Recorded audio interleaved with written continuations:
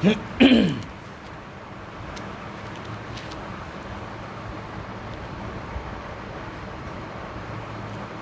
6వ కీర్తన గ్రంథము 106వ కీర్తన 44, 45 ఈ 2 వచనాల్ని మనం కలిపి చదువుదామండి. ఈ రాత్రి ప్రార్థనకి వెళ్ళే ముందుగా కీర్తన గ్రంథము 106వ కీర్తన 44, 45 ఈ 2 వచనాల్ని మనం కలిసి ఒక్క మాటలా చదువుదామండి. నాతో కూడా కలిసి చదవడానికి ప్రయత్నం చేయండి. ఆయనను వారి రోదనము తనకి వినబడగా వారికి కలిగిన శ్రమ ఆయన చూచెను. వారిని తలంచుకొని ఆయన తన నిబంధనను జ్ఞాపకము చేసుకొనెను. తన కృపాబాహుల్యమును బట్టి వారిని కరుణించెను. ఈ రాత్రికాల సమయంలో చదవబడిన భాగాన్ని దేవుడు దీవించునుగాక. ఈ రాత్రి మనం ప్రార్థనకి వెళ్ళే ముందుగా దైవజనుడైన మోషే రచించిన ఈ కీర్తన భాగములుగా 90వ కీర్తన నుంచి వ్రాయబడుతూ వచ్చాయి. ఇశ్రాయేలు యొక్క ప్రజల యొక్క యాత్రలో ఏ ఏ పరిస్థితులైతే వారికి సంభవించాయో ఆయా పరిస్థితుల్లో వారు ఏ రీతిగా దేవుడి మీద ఆధారపడిన విషయాలు రాశాడు, దేవుని మీద ఆధారపడలేని విషయాల్ని కూడా రాశాడు. అందుకని ఈ కీర్తనలన్నింటిలో కూడా మోషే రచించిన దైవధ్యాన కీర్తనలో ఎక్కువగా ఆనాడు ఇశ్రాయేలు ప్రజలతో ఆయన చేసిన ప్రయాణములున్న విషయాలను ఆయన రచించిన వాడిగా ఉంటాడు ఆయన. సరే, ఇశ్రాయేలు ప్రజల గురించి ఆనాడు జరిగిన విషయాల్ని ఈనాడు మనకెందుకు జ్ఞాపకం చేయాలి అంటే, మీ అందరికీ తెలుసు కదా, చరిత్ర అనేది మనకు ఒక పాఠాన్ని నేర్పించగలుగుతుంది. జరిగిన విషయాలన్నీ కూడా మన జీవితంలో ఎన్నో విషయాలను నేర్చుకోవడానికి అవకాశం ఉండేదండి. కారణం ఏంటి అంటే, దేవుడు ఆ దినాలలో అలాగే జరిగించాడు అంటే ఊరికినే అదేది జరిగించడానికి ఆయన చేయడు. ఆయన ఒక ఉద్దేశము, ఒక ఏర్పాటుతోటే ఏది చేసినా దేవుడు తన జ్ఞానమును అనుసరించి చేస్తాడు. మనలాగా చేసిన తర్వాత ఎందుకు అలా చేశాను అని బాధపడేవాడు కాదు ఆయన.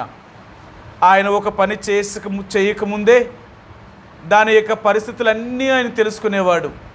ఆయనకు అన్నీ తెలుసు. ఆయన భవిష్యత్తులో దానివల్ల ఏం జరుగుతుంది, దానివల్ల వచ్చే నష్టము, లాభము ఇవన్నీ ఎరిగినవాడు. కాబట్టి ఆయన ఏది చేసినా అన్నిటినీ కూడా ఆయన ఎరిగి ఉండే ఆయన చేయగలిగినవాడు. కాబట్టి ఈ కీర్తన భాగములో ఇశ్రాయేలు ప్రజల గురించి ఆయన జ్ఞాపకం చేస్తూ ఈరోజు మనం ఎలాగ ఉన్నాము అనేది స్వపరీక్ష చేసుకోవడం కొరకే ఆ భాగాలను దేవుడు మన ముందుకు తీసుకొచ్చినాడు. ఆయన కీర్తన ఈ 106వ కీర్తనలో ఈ 44వ వచనంలో ఆయన చెప్తున్నాడు, ఆయనను వారి రోదనము తనకి వినబడగా ఆయన వారికి కలిగిన శ్రమ ఆయన చూచెను. వారు తమకు అంటే తమ రోదనము ఆయనకి వినబడగా అంటే ఇశ్రాయేలీలు దేవుని దగ్గర రోదనము చేశారట, ఏడ్చారట. దేవుడు వారు ఎప్పుడైతే ఆయన దగ్గర ఏడ్చారో ఆయన వారి యొక్క ఏడుపును చూచి ఆయన వారిని జ్ఞాపకము చేసుకున్నాడు. ఆయన చాలాసార్లు మనం కూడా కొన్నిసార్లు దేవుడి దగ్గర మన సమస్యను చెప్పుకునేటప్పుడు, మన బాధను చెప్పుకునేటప్పుడు కొన్నిసార్లు మనం ఎంతో దుఃఖపడుతూ ఉంటాం అన్నమాట. కారణం ఏంటంటే, మనం పడుతున్న బాధ అది మనం అనుభవిస్తున్నాము కాబట్టి ఆ శ్రమ, ఆ బాధ మన జీవితాన్ని ఎంత కృంగుదలను తీసుకొచ్చిందో, ఎంత బాధను తీసుకొచ్చిందో అది మనం భరిస్తాము. కాబట్టి దానివలన మనకు అనేకమైన అంటే తెలియకుండానే మన జీవితంలో ఆ దుఃఖము, ఆ ఏడుపు అనేది మనకు కలుగుతూ ఉంటుందన్నమాట. కాబట్టి అలాంటి పరిస్థితుల్లో దేవుడి దగ్గరికి వెళ్ళి మనం దేవుడి దగ్గర ప్రార్థన చేస్తూ మన బాధను చెప్పుకుంటాం అన్నమాట. సరే, ఇక్కడ ఇశ్రాయేలు ప్రజల యొక్క ఆయన అంటున్నాడు, ఆయనను వారి రోదనము ఆయనకి వినబడగా. వారి యొక్క రోదనము ఆయనకి వినిపించిందంట. ఎందుకు వారికి ఆ రోదనం వచ్చింది? దేవుడు ఎందుకు వారిని ఆ పరిస్థితుల గుండా తీసుకెళ్ళాడు? దేవుడే కావాలని వారిని ఆ కష్టమైన బాధల గుండా, శ్రమల గుండా తీసుకుని వెళ్ళి వారి యొక్క ఏడుపు వల్ల దేవుడు మరలా వారి మాట వినాలన్నా? అది కాదు. మన దేవుడు ఎవరిని దుఃఖపెట్టేవాడు కాదు, ఎవరిని బాధ పెట్టేవాడు కూడా కాదు ఆయన. ఎందుకంటే ఆయన మన దుఃఖాన్ని చూసి ఆయన ఏమాత్రము కూడా సహించలేనివాడు. అందుకనే అలాంటి దేవుడు మనల్ని కావాలని ఎందుకు దుఃఖపెడతాడాయన? కావాలని మనకెందుకు బాధను తీసుకొస్తాడాయన? అలా చేసేవాడు కాదు. కానీ ఎందుకు అలాగ జరుగుతుంది అంటే, మనం చేసిన కొన్ని పనుల వల్లే మనం అలాంటి శ్రమల గుండా, దుఃఖముల గుండా, బాధల గుండా మనం వెళుతూ ఉంటాం. ఇశ్రాయేలీలు దేవుడు వారిని ఐగుప్తు దేశములో నుంచి వారిని విడిపించి వారిని పాలు తేనెలు ప్రవహించే దేశమైన కనాను దేశానికి ఆయన తీసుకుని వస్తున్నప్పుడు మార్గ మధ్యములో ఇశ్రాయేలు ప్రజలను 40 సంవత్సరములు ఆయన నడిపించినంత కాలంలో ఇశ్రాయేలు ప్రజలను దేవుడు కంటికి రెప్పలాగా కాపాడి తినుటకు ఆహారమును, వారికి కావలసిన ఉండడానికి ఒక నివాసమును, అంటే తానే తన గుడారమును వారి మీద కప్పి వారికి ఎండ కానీ వర్షము కానీ లేక ఇలాంటి ఇబ్బందికరమైన పరిస్థితులు ఏమీ వారికి రాకుండా దేవుడే వారిని అన్ని రకాలుగా భద్రపరిచి వారిని ఎంతో కాపాడి తీసుకుని వస్తున్నప్పుడు, వారికి ఏమీ శ్రమ లేకుండా ఉన్నప్పుడు వీరు మనసునందు మదించిన వారై దేవుడు వారి జీవితంలో ఎన్నో మేలులు ఉపకారములు చేసినప్పటికీ కూడా వారు చేసిన దేవుడు అన్నీ ఇచ్చిన దాన్ని బట్టి వీరు దేవునికి వ్యతిరేకముగా వీరు జీవించడం ప్రారంభించారు. అందుకనే దేవుడు వారికి కొన్ని శ్రమలను, కొన్ని కష్టాలని వారి మీద పంపించాడు. అంటే ఆయన ఎందుకు పంపించాడంటే వారు చేసిన పాపమును బట్టి. సరే, కొన్ని విషయాలు మనం చూద్దామండి. ఈ యొక్క 106వ కీర్తనలో 37-38 వచనాలండి. మరియు వారు తమ కుమారులను తన కుమార్తెలను దయ్యములకు బలిగా అర్పించిరి, నిరపరాధ రక్తమును అనగా తమ కుమారుల రక్తమును తన కుమార్తెల రక్తమును ఒలికించిరి. కనాను దేశపు వారి బొమ్మలకు వారిని బలిగా అర్పించిరి. వారు ఎంత దుర్మార్గముగా ప్రవర్తించారో. కడుపును పుట్టిన బిడ్డల్ని అన్య దేవతలకు వారు బలిగా అర్పించారట. నిర్దోషమే లేక రక్తాన్ని వారు ఒలికించారట. ఇంకలాగ ఒకటి కాదు, వారు చేసిన పనులన్నీ మనం చూస్తూ ఉంటే మొదటి నుంచి ఎన్నో భయంకరంగా వీరు ప్రవర్తించారు. ఎన్ని విషయాలు చెప్తాడో, వీరు చేసిన పాపము, వీరు చేసిన తిరుగుబాటు, వీరి మాట వినకపోవడము, లేక ఆయన ఆలోచన కొరకు వీరు కనిపెట్టకపోవడము, దేవుడు చేసిన మేలులు ఎన్ని చేస్తున్నప్పటికీ కూడా ఆ మేలుల్ని వీరు అనుభవిస్తూ కూడా ఆయన మాట వినకుండా ఆయన మీద తిరుగుబాటు చేయడము, ఇలాంటివన్నీ వారు చేయడం వల్ల దేవుడు వారి మీదకి కొన్ని శిక్షల గుండా దేవుడు వారిని తీసుకుని వెళ్ళాడు. కాబట్టి ఈ రాత్రికాల సమయంలో మనం నేర్చుకోవాల్సింది ఏంటంటే, మనకు దేవుడు అన్నీ ఇచ్చిన తర్వాత మనం సుఖంగా బ్రతుకుతున్నప్పుడు దేవుడికి అవిధేయత చూపించేవారు. అందుకనే నేటి దినాలలో మనకు అన్నీ కలిగిన తర్వాత, అన్నీ దేవుడు మనకి ఇచ్చిన తర్వాత మనం ఏం చేస్తాం తెలుసా? దేవుడు మాట విన్నాం. మనుషుల మాట, లోకం మాట, పరిస్థితులు ఇవన్నీ మనకి దగ్గరవుతూ దేవుడి నుంచి ఇవన్నీ మన దూరం చేస్తూ ఉంటాయి. ఒకప్పుడు మన కష్టములో కానీ, మన బాధలో కానీ, మన ఇబ్బందుల్లో కానీ ఉన్నప్పుడు ఏ బంధువులు కానీ, ఏ మన చుట్టూ ఉన్నవారు కానీ, మనతో ఉన్నవారు కానీ, మన రక్త సంబంధులు కానీ, మనం ఎలాగున్నాము, ఏం తింటున్నాము, ఏం త్రాగుతున్నాము అనేది వారు చూడరు. కానీ మనం అన్ని రకాలుగా బాగున్నాము అంటే అప్పుడు వీళ్ళందరూ మన దగ్గరికి వస్తారండి. మీ అందరికీ తెలుసు, యోబు గ్రంథం మీరు చూస్తే యోబు యొక్క జీవితంలో యోబు అన్నీ కలిగి ఉన్నప్పుడు అందరూ ఆయనతో ఉన్నారు. యోబు అన్నీ పోగొట్టుకున్నప్పుడు అందరూ ఆయన వదిలిపెట్టి వెళ్ళిపోయారు. ఆఖరికి తన రక్త సంబంధులైన అన్నదమ్ములు కానీ అక్క చెల్లెండ్రులు కూడా యోబు ఎలాగ ఉన్నాడు అని కూడా రక్త సంబంధులు ఎవరూ చూడలేదు. రెండవదిగా తన కడుపును పుట్టి తను చేసుకున్న తన భార్య కూడా తను వదిలిపెట్టి వెళ్ళిపోయింది. అలాంటి పరిస్థితుల్లో యోబుని నాన్న వారు ఎవ్వరూ కూడా ఆదరించలేదు, ధైర్యపరచలేదు, ఆయనకి సహాయం చేసిన వారు కూడా లేకుండా పోయారు. అలాంటి పరిస్థితుల్లో యోబు ఒంటరిగా మిగిలిపోయి బూడిద ఒంటి మీద పోసుకొని ఆ చిల్లపింకు తీసుకొని తన శరీరాన్ని గోక్కుంటూ ఎంతో దుఃఖకరమైన పరిస్థితుల్లో ఉన్నప్పుడు తను ఆదరించిన వారు, తన ధైర్యపరిచిన వారు, తనకి కావలసిన వాటిని ఇవ్వాలనే ఆలోచన కూడా లేదు వారికి. కానీ దేవుడు ఎప్పుడైతే యోబుకి మరలా 2 అంతల ఆస్తిని తిరిగిచ్చాడో ఆ రోజు మరలా వీళ్ళందరూ వచ్చారు. తన అన్నదమ్ములు, తన అక్క చెల్లెండ్రులు, తన బంధువులు, తన రక్త సంబంధులు అనుకునే వాళ్ళందరూ వచ్చి అప్పుడు ఏడుస్తున్నారట, యోబా ఇంతటి ఎలాంటి కష్టం వచ్చిందా, ఇంత ఎలాంటి బాధలో ఉన్నావా, అనుభవించావా, అయ్యో మాకు తెలియదే, ఒకవేళ తెలుసుంటే మేము తప్పక నీ దగ్గరికి వచ్చిందమే అని వారు ఎంతో దుఃఖపడి యోబుకి బహుమానాలు తీసుకొచ్చారట. బంగారం ఉంగరాలు, బంగారంతో చేయబడిన చైన్లు అవన్నీ తీసుకొచ్చారట. చూడండి, ఆయనకి ఏమీ లేనప్పుడు ఎవరూ ఏమీ తేలేదు, అన్నీ కలిగిన తర్వాత ఇప్పుడు అందరూ అన్నీ తెస్తున్నారు. కారణం ఏంటి? ఆయనకి ఇస్తే తిరిగి మళ్ళీ మనకి ఇస్తాడు, మనకేం నష్టపోము. అది లోకంలో ఉన్న ప్రేమ ఏంటో తెలుసా? ఇలాంటి ప్రేమ. మనకు కలిగితేనే మనకు ఎవరైనా మన దగ్గరికి వస్తారు తప్ప మన దగ్గర లేకపోతే ఎవరు మన దగ్గర రారు. ఇలాంటి మనుషుల యొక్క ప్రేమన మనం చూసేది, వీళ్ళన మనం ప్రేమించేది, ఇలాంటి మనుషులన. నీ కష్టమైనా, నీ బాధ అయినా, నీ శ్రమలోనైనా, నీ దుఃఖములోనైనా నీకు తోడుగా ఉన్నాడే ఆ దేవుణ్ణి మర్చిపోకు. ఆ దేవుడే నిన్ను నన్ను ఈ రోజు వరకు, ఈ స్థాయి వరకు దేవుడు తీసుకొచ్చాడు.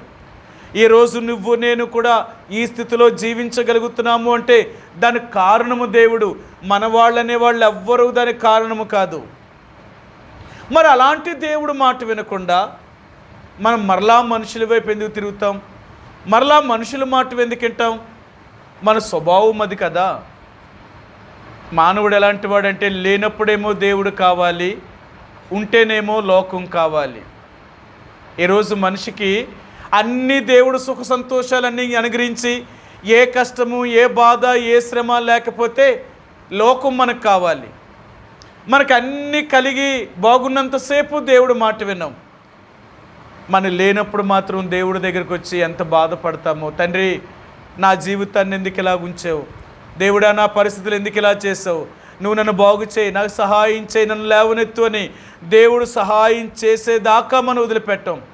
ఒకవేళ సాయం పొందిన తర్వాత అయినా మనం దేవుడి మాట వింటామా? లేదు. మనం ఎలాంటి వారం అంటే చేసిన మేలులను మర్చిపోయేవారు, మేలు మర్చిపోయి మేలుకు బదులుగా కీడు చేసే స్వభావం కలిగిన వారు.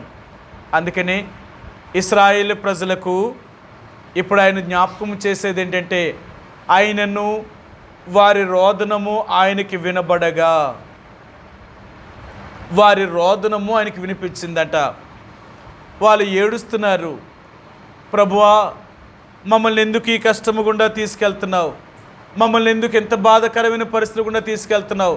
మాకెన్నో దుఃఖము, బాధ, శ్రమ మా జీవితంలో కృంగుదల గుండా వెళ్తున్నాం. తండ్రి, మమ్మల్ని కనికరించు, మమ్మల్ని క్షమించు, మమ్మల్ని విడిపించు, ఈ శ్రమలో నుండి మమ్మల్ని తప్పించు అని వారు దేవుని దగ్గర ఏడవడం ప్రారంభిస్తున్నారు. ఆయన అంటున్నాడు, వారు ఏడ్చినప్పుడు వారు ఆ ఏడవడంలో వారు ఏం చేశారు అంటే తమ్మును తాము తగ్గించుకున్నారు. వారు ఏడుపులో అంటే ఏడుస్తూ వారు తమ పాపములను దేవుడి దగ్గర ఒప్పుకున్నారు. ఎందుకంటే వారు చేసిన తప్పును దేవుడి దగ్గర ఒప్పుకున్నప్పుడు మాత్రమే ఆయన వారి ప్రార్థనను, వారి రోదనను వినే దేవుడు. కానీ వారు చేసిన తప్పును ఒప్పుకోలేనంత కాలము వారు ఎంత ఏడ్చినా ఆయన వారి వైపు తిరిగేవాడు కాదు. అందుకని అంటాడు, ఎవరైతే తమను తాము తగ్గించుకొని తమ చెడు మార్గమును విడిచి వారు నాకు మొరపెడతారో అప్పుడే నేను వారి ప్రార్థనను విని వారికి నేను సహాయం చేయగలుగుతాను అంటాడు దేవుడు ఆయన. కాబట్టి ఈ రాత్రికాల సమయంలో దేవుని యొక్క ప్రజలుగా మనం దేవుని యొక్క సన్నిధిలో ప్రార్థనకు వచ్చాం. కాబట్టి మన ప్రార్థనను దేవుడు వినాలి అంటే ఆయన మన బలహీనతలను మన బుద్ధిహీనతలను దేవుడి దగ్గర ఒప్పుకోవలసిన వారికి ఉంటున్నాం. మనం దేవుడి దగ్గరకు వచ్చినప్పుడల్లా ఆయనకు ప్రార్థన చేసేటప్పుడు మనం ఎలాగున్నాము అనేది మాత్రము తప్పక స్వపరీక్ష చేసుకోవాలి. ఒకవేళ దేవుని వాక్యము ద్వారా కానీ నిన్ను సంధించలేకపోయినా, లేక నిన్నుగా పరీక్షించుకున్నప్పుడు నీకే పాపము కనబడకపోయినప్పుడు, నీవు నిర్దోషిగా జీవిస్తున్నప్పుడు నిజంగా నువ్వు ఒప్పుకోవాల్సిన అవసరం ఏమీ లేదు. ఎందుకంటే నీలో పాపము లేనప్పుడు నువ్వెందుకు ఒప్పుకోవాలా? ఎప్పుడైతే మనం పాపం తప్పు చేశామనేది దేవుడి వాక్యం మనం ఒప్పించగలుగుతుందో అప్పుడు మాత్రము తప్పక మనం దేవుడి దగ్గర ఒప్పుకోవలసిందే. ప్రభువా, ఈరోజు నీ వాక్యము నాతో ఈ రీతిగా మాట్లాడింది. నిజమే, నేను కొన్ని పరిస్థితులు అలాగలేను, కొన్ని పరిస్థితుల్లో నువ్వు చెప్పినట్లుగా నేను జీవించలేదు, కొన్ని పరిస్థితుల్లో నువ్వు చెప్పినట్లుగా నేను నడవలేదు. అందుకనే ఈరోజు నాకు ఈ పరిస్థితుల గుండా నేను వెళ్ళడానికి గల కారణం ఇవే. కాబట్టి నేను ఒప్పుకుంటున్నాను, నన్ను క్షమించు అని మనం దేవుణ్ణి అడగవలసిన వారిగా ఉంటున్నామండి. కాబట్టి ఈ రాత్రికాల సమయంలో మనం దేవుని యొక్క సన్నిధిలో ప్రార్థనకి వెళ్ళే ముందుగా ఇశ్రాయేలు ప్రజల గురించి దేవుడు ఏ రోజు మనతో మాట్లాడుతున్నాడు. ఆయనను వారి రోదనము ఆయనకి వినబడగా ఎందుకు వారు ఏడవలసిన పరిస్థితి రావాల్సి వచ్చింది? అంత ఏడ్చేయక పరిస్థితి ఎందుకు వారు తెచ్చుకున్నారు? సరే, కొన్నిసార్లు మన పిల్లలు మన దగ్గరికి వచ్చి ఏడుస్తున్నారు అనుకో, ఎందుకు ఏడుస్తున్నారు అని అడుగుతాం. వాళ్ళ కారణం చెప్తారు, పలానా దానివల్ల. ఎందుకు అంత దూరం, అంతవరకు ఎందుకు నువ్వు తెచ్చుకున్నావు? ఇప్పుడు నువ్వు అంతవరకు నువ్వు ఎందుకు తెచ్చుకున్నావు, ఇప్పుడు దాని గురించి ఎందుకు ఏడుస్తున్నావు? మరి అప్పుడు తెచ్చుకోకముందే నువ్వు ఆలోచించాలి కదా. అది ఆ పరిస్థితి రాకముందే ప్రారంభంలోనే నువ్వు ఆలోచించాలి కదా. మరి ఎందుకు అప్పుడు ఆలోచించలేదు? అప్పుడు నువ్వు ఆలోచించలేదు కాబట్టి అలా నువ్వు చేయడం వల్లే ఈరోజు ఏడుస్తున్నావు. పర్లేదు, ఏడు పర్లేదు. ఎందుకంటే ఆ ఏడుపు నిన్ను ఏం చేస్తుందట? అప్పటికైనా నేను మారుస్తుంది. అర్థమైందా? ఏడుపు అనేదట మనిషిని మార్చగలుగుతుందట. ఆ బాధ ఎప్పుడైతే వస్తుందో, ఆ పశ్చాత్తాపం అనేది ఎప్పుడైతే వస్తుందో నిజంగా మనిషి మారతాడట. అందుకనే కొన్నిసార్లు మనం అలా వదిలేస్తామన్నమాట. ఏడనే తప్పులేదు. వాళ్ళు ఆ బాధ పడితేనే కానీ వాళ్ళకి ఆ పరిస్థితి ఏంటో అర్థం కాదు. కొన్నిసార్లు దేవుడు కూడా మనల్ని అలాగే వదిలిపెడతాడట. ఎలాంటి బాధలు వదులుతాడంటే మనం నలిగిపోతామన్నమాట. ఎంత నలిగిపోతాము అంటే ఇక మనకి శ్రమ బాధ మన అన్ని వైపుల నుంచి చుట్టుముట్టినప్పుడు ఇంక మనం ఎంత నలిగిపోతామంటే ఇంకా ఆ నలుగుడు అనుభవించిన వాళ్ళకే తెలుస్తుంది అన్నమాట. అంత దుఃఖపడతాం, అంత ఏడుస్తాం, నెమ్మది ఉండదు జీవితానికి. అలాంటి పరిస్థితులు కూడా దేవుడు ఎందుకు తీసుకెళ్తాడు అంటే కొన్నిసార్లు మనం చేసిన పనులను దేవుడు చూసి వారిని అలాంటి దుఃఖకరమైన పరిస్థితులు గుండా తీసుకుని వెళ్తాడట. నువ్వు చేసిన తప్పేంటో నీకు తెలియాలి అంటే నువ్వు ఆ దుఃఖాన్ని అనుభవించవలసినదే. అందుకనే ఇశ్రాయేలీలు ఏడ్చేంత పరిస్థితిని ఎందుకు వారు తెచ్చుకున్నారు అంటే వారు బాగున్నప్పుడు చేశారు. చూసారా? వారు దేవుని మాట వినకపోవడం, వారు కుమారులను మరి అన్య దేవతలకు బలిగా అర్పించడం, వారు అన్యులతో సహవాసము చేయడం, కాని దాన్ని వారు కోరుకోవడం, దేవునికి విరోధమైన వాటిని వారు అపేక్షించడం, వారు కోరుకొని దేవుని దుఃఖపెట్టిన పరిస్థితులు, ఇలాంటివన్నీ చేయడం వల్ల మరి ఏడవరా? ఎందుకు ఏడవరు? తప్పక. అందుకనే దేవుడు అంటాడు కొన్నిసార్లు మనల్ని దేవుడు అలాంటి పరిస్థితులు కూడా ఎందుకు వదులుతాడు అంటే నువ్వు అనుభవించాలి. నీకు తెలిసి రావాలి అంటే నువ్వు అనుభవించవలసిందే. ఎప్పుడైతే దేవుడు ఆ పరిస్థితిలోనికి మనం తీసుకొని వెళ్తాడో ఆ పరిస్థితుల్లో మనం చాలా దుఃఖపడతామండి.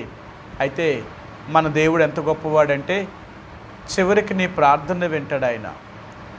నువ్వు ఏడ్చి, నీవు నేనుగా ఏడ్చి ఆ దేవుడి దగ్గర మన పాపాన్ని ఒప్పుకొని, ప్రభువా నేను చేసింది తప్పే, ఇలా ప్రవర్తించడం తప్పే, ఇలాగ నేను మాట్లాడడం తప్పు, ఇలా నడవడం తప్పు, ఇలా చేయడం తప్పు, నన్ను క్షమించు అని ఎప్పుడైతే అడుగుతామో అప్పుడు దేవుడట నా ప్రార్థన వింటాడట.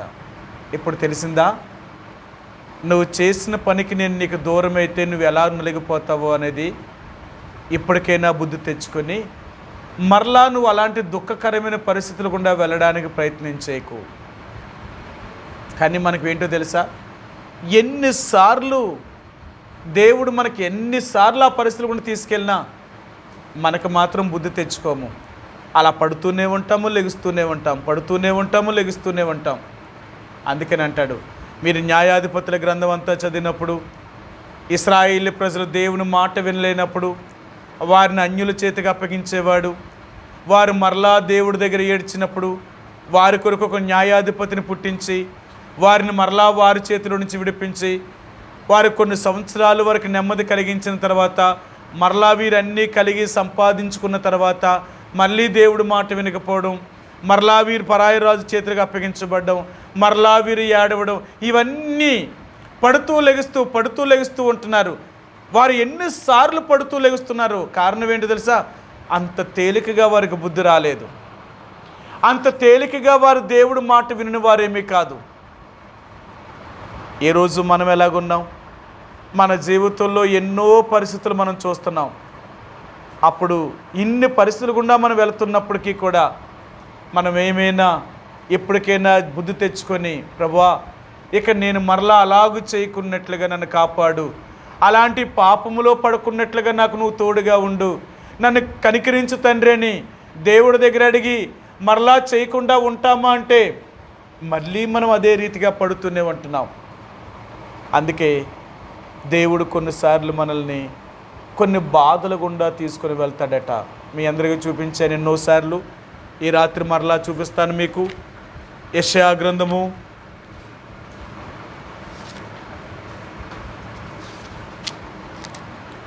47వ కీర్తన,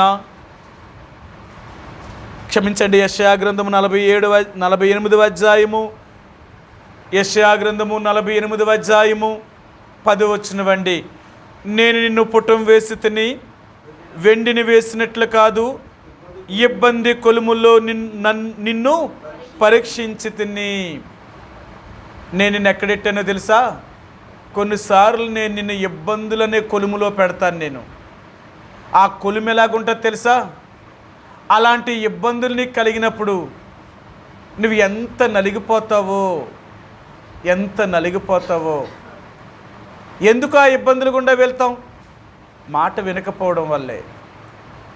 మనం రక్షించబడ్డాం, దేవుని పిల్లలం, మనల్ని అందరినీ దేవుడు ఆశీర్వదించి మనకి ఈ భూమి మీద ఏది తక్కువ లేకుండా మనం చెయ్యాలని దేవుడు అనుకుంటున్నప్పుడు మనం ఏం చేస్తున్నాము అంటే దేవుడు మాట వినకపోవడం వల్ల ఎంత సుఖంగా జీవించవలసిన వారమో అన్ని ఇబ్బందులు గుండా మనం వెళుతూ ఉంటున్నాం. అందుకనే ఈరోజు దేవుని బిడ్డలు అనేక సార్లు కష్టాల గుండా, బాధల గుండా, ఇబ్బందుల గుండా, వ్యాధుల గుండా, అనేకమైన సమస్యల గుండా వెళ్తున్నారు అంటే దానికి కారణము వీరు చేసిన పాపములే, వీరు దేవుని మాట వినకపోవడం వల్లే. అందుకనే ఏ రోజైనా దేవుడు అంటున్నాడు, ఆయన మీరెందుకు ఏడ్చేదాకా తెచ్చుకుంటున్నారు? మీరెందుకు మీ కష్టాన్ని అనుభవించేదాకా తెచ్చుకుంటున్నారు? చాలాసార్లు మనం చెప్తూ ఉంటాం తెలుసా, లోకంలో సామెత చెప్తారు, గోరుతో పోయేది గొడ్డల దాకా తెచ్చుకుంటారట. అది చిన్న దానితో పోయేదాన్ని పెద్ద దాని దాకా తెచ్చుకుంటామంట. ఎందుకంటే మన స్థితి అలాంటిది. ఇశ్రాయేలు ప్రజలు ఏడ్చే అంత పరిస్థితి ఎందుకు తెచ్చుకున్నారు అంటే వాళ్ళంత దుర్మార్గంగా ప్రవర్తించారు కాబట్టే. అందుకనే దేవుడు అంటున్నాడు, కొన్నిసార్లు నేను నిన్ను ఇబ్బందులనే కొలుములోనికి ఎందుకు తీసుకెళ్తున్నానో తెలుసా? నువ్వు చేసినవి బాగోకపోవడం వల్లే. మరి నా దగ్గర ఒప్పుకున్నావు కదా, ప్రభువా నేను తప్పు చేశాను, నన్ను క్షమించని ఏడ్చావు కదా, మరి నేను ఎలా వదులుతాను? నేను నిన్ను మరి నిన్ను శుద్ధీకరించాలి కదా, నిన్ను పవిత్రపరచాలి కదా, మరలా నిన్ను మరి ఏ కల్మషము లేకున్నట్లుగా నిన్ను చెయ్యాలి అంటే నేను తీసుకువెళ్ళాలి. అందుకనే కొన్నిసార్లు ఇబ్బందుల ద్వారా తీసుకెళ్తాడట. కొన్నిసార్లు దేవుడు అంటాడట కొన్ని వ్యాధుల గుండా తీసుకెళ్తాడట.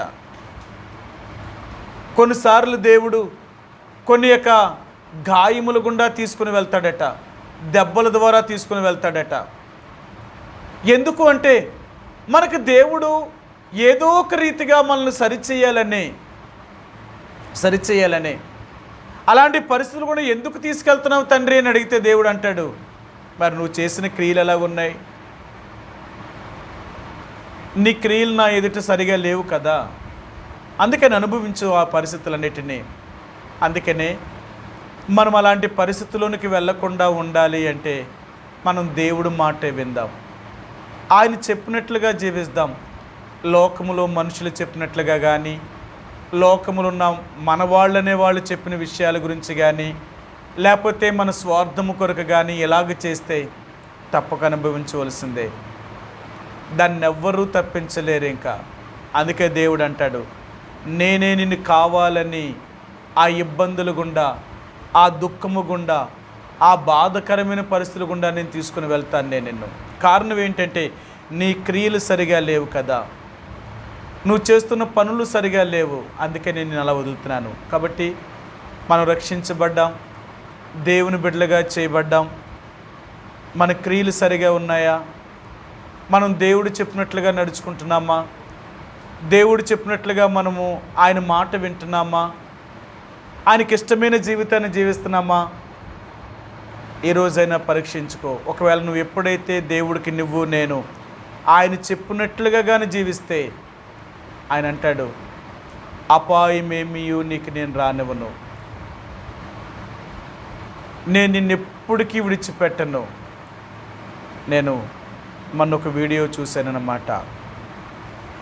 ఈ లాస్ ఏంజిల్లో అమెరికాలో కారు చిచ్చు ఆ యొక్క అనేక ధనవంతుల యొక్క సంపదను అంతటినీ కూడా కాల్చి బూడిద చేసేసింది. రమారమి 10,000 నివాస గృహాలు కాలిపోయాయంట, ఇంకా అనేక మంది మరణించారు, ఇంకా అనేక లక్షల ఎకరాల్లో ఉన్న పంట వారి చెట్లని మొత్తం నాశనం చేసి వెళ్ళిపోయింది, కాల్చేసింది.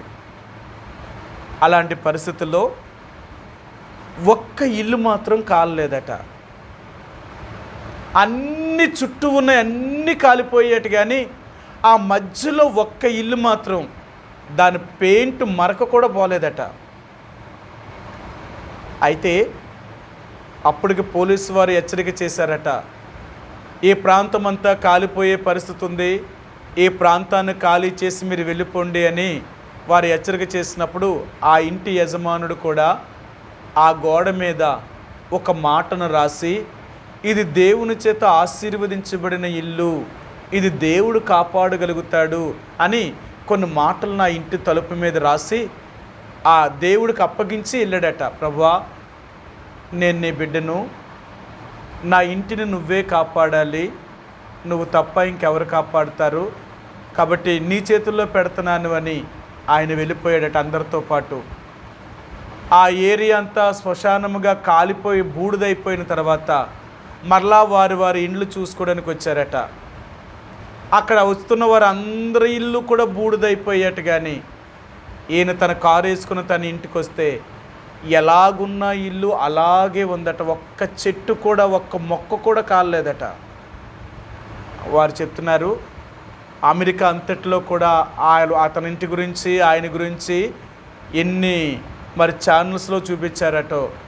ఏంటా వింత, కొన్ని వందల వేల ఇల్లు అన్నీ కూడా కాలిపోయాయి, వాళ్ళ చుట్టూ ఉన్నాయన్నీ కూడా. అతను చుట్టూ ఒక్కడ కూడా ఏది కూడా మిగలలేదు, అన్నీ కాలి బూడిదైపోయాయి, కానీ ఆ ఒక్క ఇల్లు మాత్రమే నిలిచి ఉందట. ఎలాగున్న ఇల్లు అలాగే ఉందట. ఆశ్చర్యం. ఆయన చెప్పాడు, దేవుడు తన బిడ్డల్ని ఎప్పుడూ కూడా పాడు చేయడు. నిజమేనండి. ఆయన ఒక మాట చూపించారు. వారు ఏం చూపించారో మీకు చూపిస్తాను. కీర్తన గ్రంథము 91వ కీర్తన అంటే మనం దేవుని బిడ్డలము, దేవుడు చెప్పినట్లుగా మనం జీవిస్తే మనకు ఎలాగుంటుంది అనే విషయాన్ని ఇక్కడ ఆయన మనకు జ్ఞాపకం చేస్తూ వస్తున్నాడు. ఆయన 91వ కీర్తన 7 వచ్చినవండి. 91:7. నీ ప్రక్కను 1000 మంది పడినను, నీ కుడి ప్రక్కను 10,000 మంది కూలినను అపాయము నీ యొద్దకు రాదు. ఎన్ని వేల మంది నీ వైపు, నీ కుడి ప్రక్క 1000 మంది పడినా, నీ ఎడమ ప్రక్క 10,000 మంది కూలినా నీకు మాత్రం అపాయం రాదు. నీ చుట్టూ ఉన్న వారికి ఎన్ని అపాయాలు వచ్చినా, ఎంత దుఃఖము బాధలో ఉన్నా నీకు మాత్రం రానివ్వడు దేవుడు. మీ అందరికీ తెలుసు, ఇశ్రాయేలీలు ఐగుప్తు దేశములో ఉన్నప్పుడు ఆ గోషేను దేశమును ఐగుప్తు దేశములో నుంచి మినాయించాడట ఆయన అంటాడు, ఐగుప్తుతో ఫరో రాజు దగ్గరికి వెళ్ళి మోషే అహరోనులు మాట్లాడినప్పుడు అంటారు, ఈ తెగుళ్ళన్నీ కూడా ఐగుప్తు దేశంలో మీకు మాత్రమే కలుగుతాయి. ఆ దేవుని ప్రజలైన ఇశ్రాయేలు ప్రజలు ఎబ్రీలు ఉన్న ఆ గోషేను దేశంలో వారు కానీ, వారికి ఆస్తికి కానీ, వారి పొలములకు కానీ, వారు సంపాదించిన పశు సంపద కూడా ఒకటి కూడా మరణించదు. నేను ఉదయకాల సమయంలో నేను చదువుతూ ఉంటే దేవుడు మోషేతో చెప్పాడనమాట, మోషే నువ్వు ఫరో దగ్గరికి వెళ్ళి ఆవ బూడిది, అంటే ఆ రోజుల్లో వారు ఇటుక బట్టీలు కాల్చేవారు కాబట్టి అక్కడున్న బూడిదని తీసుకొని నువ్వు ఫరో ఎదురుగుండా వెళ్ళి ఆ ఫరో ఎదురుగుంటే ఆ బూడిదని పైకి, ఆ బూడిదను పైకి వేయగానే మనుషుల మీదను పశువుల మీదను భయంకరమైన దద్దుర్లు వచ్చి ఆ తెగులు పుట్టి వారిలో అనేకులు చచ్చిపోతారు. అది మనుషుల్లో చనిపోతారు, అది జంతువుల్లో కూడా చనిపోతారు అని చెప్పాడట దేవుడు. అంతేకాదు, దేవుడు అలాగు తెగులు పట్టించి వెంటనే దేవుడు మరలా వారి మీద భయంకరమైన ఉరుములతోనూ పిడుగులతోనూ భయంకరమైన వర్షాన్ని వారి మీద పంపించాడు. ముందే చెప్పాడు, దేవుడు భయంకరమైన ఉరుములతో కూడిన వర్షాన్ని మీ మీద పంపించబోతున్నాడు. మీ పొలములో కానీ మీ చేలో కానీ ఉన్న పశువులన్నింటిని కూడా మీ ఇంట్లో తిరిగి తెచ్చుకోండి. ఏదైనా నా మాట వినకుండా కానీ దేన్నైనా వదిలిపెడితే అది ఒకటి కూడా మీకు ప్రాణముతో మిగలదు అని చెప్పించాడు మోషే. కానీ ఐగుప్తు రాజైన ఫరో, అతని సైనికులు, ఆ దేశంలో ఉన్న అనేకులు ఆయన మాట వినకుండా ఏం జరుగుతుందిలే అలాగే చెప్తారు వాళ్ళు అనుకున్నారు. వాళ్ళు పశువులను పొలంలోనే వదిలేశారు, వారు పాకల్లోనే వదిలేశారు. ఎవరైతే దేవుని మాట వినకుండా వారు పశువులను వదిలేశారో ఒక్కటి కూడా మిగలకుండా చచ్చిపోయిందంట. వారు చనిపోయినప్పుడు ఫరో ఏం చేశాడంటే తన సైనికులు పిలిచి, మనకే ఇలాగ జరుగుతుందా, మన పశువులే చచ్చిపోయా లేకపోతే ఎబ్రీలైన వారి పశువులు కూడా చచ్చిపోయా చూసిరండి అన్నాడట. వారు వెళ్ళి చూసి వచ్చిన తర్వాత ఫరోకి ఏం చెప్పారంటే, అయ్యా వారి పశువుల్లో ఒక్క పశువు కూడా మరణించలేదు, వారి మనుషుల మీద ఒక్క రోగము కూడా వారికి లేదు, వారెంతో ప్రశాంతంగా బ్రతుకుతున్నారు. మనకే ఈ బాధలన్నీ. ఎందుకు వీరికి ఈ బాధలు వచ్చాయో తెలుసా? ఫరో దేవుడు మాట వినకపోవడం వల్ల. వారిని దేవుడు చెప్పినప్పుడే కానీ ఐగుప్తు దేశంలో నుంచి పంపించి ఉంటే అన్ని కష్టాల గుండా వీరు వెళ్ళవలసిన పని ఉండదు. కానీ ఆ ఫరో దేవుని మాట వినకుండా దేవుణ్ణే ఎదిరించాడు కాబట్టి దేవుడు ఆయనకి ఎవరో చూపించాలనుకున్నాడు. ఐగుప్తు దేశం అంతటినీ సర్వనాశనం చేసేదాకా ఫరో యొక్క హృదయాన్ని కఠినం చేసేవాడు. మళ్ళీని నేను చదువుతూ వస్తున్నాను, నేను పొద్దుట అదే మాట నేను చాలాసేపు ఆలోచించాను. అసలు దేవుడు చెప్తున్నాడు మోషేకి, ఈ తెగులు వారి మీద పంపించు, ఇది వస్తుంది, కానీ ఫరో హృదయం మరలా కఠినమవుతుంది, నీ మాట విండు, మరలా పంపించడు. పంపిస్తానంటాడు కానీ పంపించడు. ఎందుకంటే మళ్ళీ అక్కడ అంటాడు, నేను ఫరో యొక్క హృదయమును కఠినము చేశాను. అదేంటి? పంపించమని చెప్పినవాడు ఫరో, మోషే అహరోను పంపించినవాడు దేవుడే, మళ్ళా ఫరో యొక్క హృదయాన్ని కఠినం చేసినవాడు దేవుడే. ఎందుకు అలాగ చేస్తున్నాడు? ఎందుకంటే ఫరోకి దేవుడు ఎవరో చూపించాలనుకున్నాడు. కొన్నిసార్లు దేవుడు మనల్ని కూడా ఏం చేస్తాడో తెలుసా? కొన్నిసార్లు మన మనసుని కఠినం చేస్తాడట. ఎన్ని జరిగినా మనం ఎలాగుంటాం తెలుసా? దేవుడే చేశాడు ఎందుకు అనుకోవాలా, అలాగే జరిగిందని ఎందుకు అనుకోవాలా? అది మన పరిస్థితులు అలా జరిగాయేమో, ఓన్లే మన వంతులో ఎంత ఉందో అలాగే జరుగుతుందని ఎవరు చెప్పలేరని మనం మొండిగా ఉంటామంట. ఆ మొండితనం కూడా కొన్నిసార్లు దేవుడే మనం తీసుకొస్తాడట. ఎందుకో తెలుసా? నిన్ను బాగా దంచాలి కదా, మనం నలగొట్టడం కొరకట మొండితనాన్ని వహించేలా కూడా దేవుడు చేస్తాడట. అంత తేలిగా లొంగం మనం. అందుకనే ఐగుప్తు దేశమంతా సర్వనాశనం అయిపోయేదాకా ఫరో యొక్క హృదయం కఠినంగా దేవుడు చేశాడు. అందుకని అంటాడు, మనం దేవుడి దగ్గర ఎంత మొండితనం వహిస్తామో ఆ మొండితనం వహించినందుకట మన దగ్గర ఉన్నదంతా తీసేసేదాకా ఒక దేవుడు మన హృదయాన్ని కఠినం చేస్తాడట. అప్పుడు అంతా పోయిన తర్వాత దేవుడు అంటాడట, అప్పుడు మెత్తని మనసునిస్తాడట. నీ కఠిన మనసును తీసివేసినప్పుడు అప్పుడు ఏడుస్తామంట, అయ్యో ఇంత అయ్యేదాకా నేను ఎందుకు ఇలా మొండివాడిగా ప్రవర్తించాను, నేను తప్పు చేశాను. అందుకనే మోషే అహరోనుని ఐగుప్తు రాజైన ఫరో పిలిపించి అంటాడు, నేను పాపం చేశాను, నా ప్రజల పాపం చేశారు, మీ దేవుడికి వ్యతిరేకంగా తప్పు చేశాము, మమ్మల్ని క్షమించండి, మీ దేవుడి దగ్గరికి వెళ్ళి వేడుకొనండి, ఈ భయంకరమైన ఉరుములు ఆ మెరుపులు ఆగిపోయేలాగా మీరు దేవుడిని వేడుకొనండి, మేము తప్పు చేశాము అంటున్నారు వాళ్ళు. కాబట్టి దేవుని యొక్క ప్రజలుగా ఈరోజు నీకు నాకు దేవుడు అంటున్నాడు, నిజముగా మనం దేవుడు చెప్పినట్లుగా నడవగలిగితే నీ ప్రక్కన 10,000 నీ కుడి ప్రక్కన 1000 మంది పడినా, నీ ఎడమ ప్రక్కన 10,000 మంది కూలినా నీకు మాత్రం అపాయం రాదు. ఎన్ని సమస్యలు రాని, ఎంత భయంకరమైన పరిస్థితులు రాని, దేవుడు నీకు మాత్రం కొరత చేయడు. మీ అందరికీ తెలుసు కదా, పాత నిబంధన గ్రంథంలో ఏలియా యొక్క దినాల్లో జరిగిన సంఘటనను క్రొత్త నిబంధనలో మరలా దేవుడు యేసు ప్రభువారే ఆ విషయాల్ని దేవుడు బయటే తీసుకొచ్చాడు. ఆ సారేపతిలో ఉన్న ఆ సీదోను పట్టణంలో సారేపతి అనే గ్రామంలో ఉన్న విధవరాలు 3 సంవత్సరములు 6 నెలలు ఆ ఇశ్రాయేలు దేశమంతా కరువు కలిగింది, కానీ ఆ విధవరాలి ఇంటికి మాత్రము కరువు రాలేదు. కారణం ఎందుకు అంటే ఆమె దేవుణ్ణి అంత నమ్మకంగా సేవించిన దాన్ని బట్టే దేవుడు తన కుటుంబాన్ని దేవుడు కాపాడాడు. దేవుడు అంటున్నాడు, 2వ మాట చెప్పాడు, ఇశ్రాయేలు దేశంలో ఎంతోమంది కుష్ఠరోగులు ఉన్నా ఏ ఒక్కరూ బాగుపడలేదు, కానీ సిరియా దేశపు సైన్యాధిపతి అయిన ఆ నయమాను ఒక్కడు మాత్రమే బాగుపడ్డాడు. కారణం ఏంటో తెలుసా? ఆయన దేవుడి మీద తన మనస్సుని ఆనుకున్నాడు, ఇంకెవరు అలాగే చేయలేదు. అందుకనే అతడు ఎలీషా చేత బాగుపడ్డాడు, కానీ ఇశ్రాయేలు ప్రజల్లో ఎంతమంది కుష్ఠరోగులున్నా వాళ్ళెవరూ బాగుపడలేదు.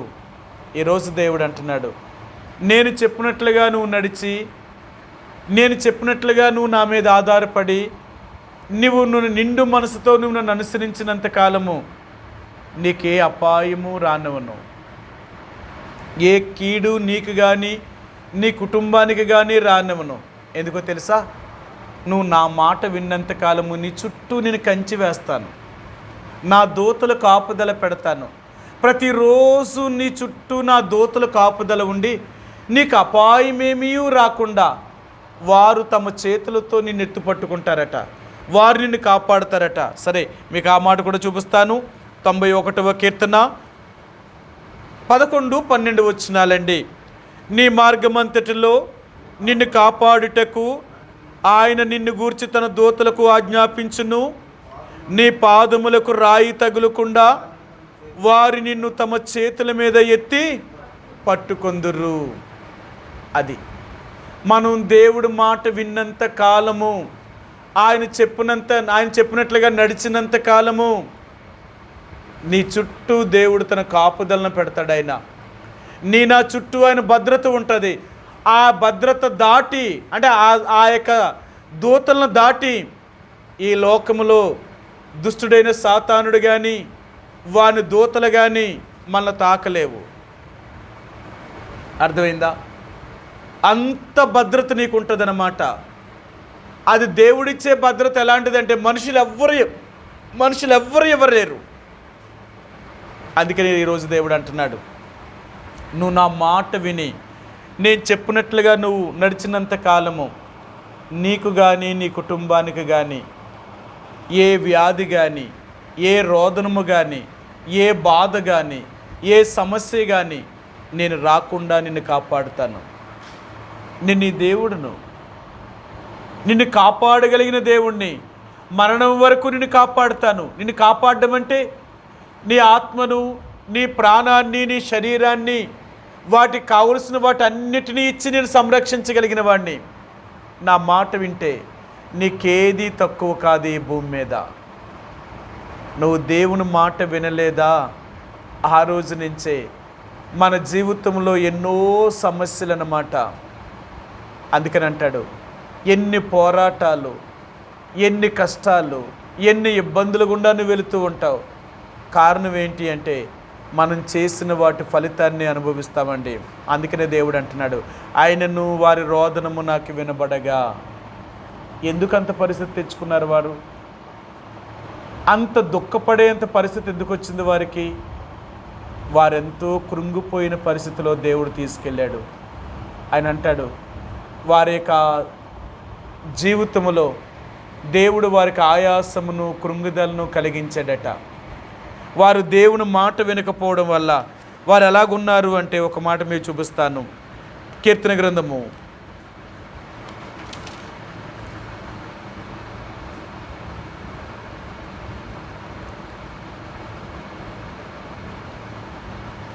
107వ కీర్తన 11వ వచనమండి. 107వ కీర్తన 11వ వచనం.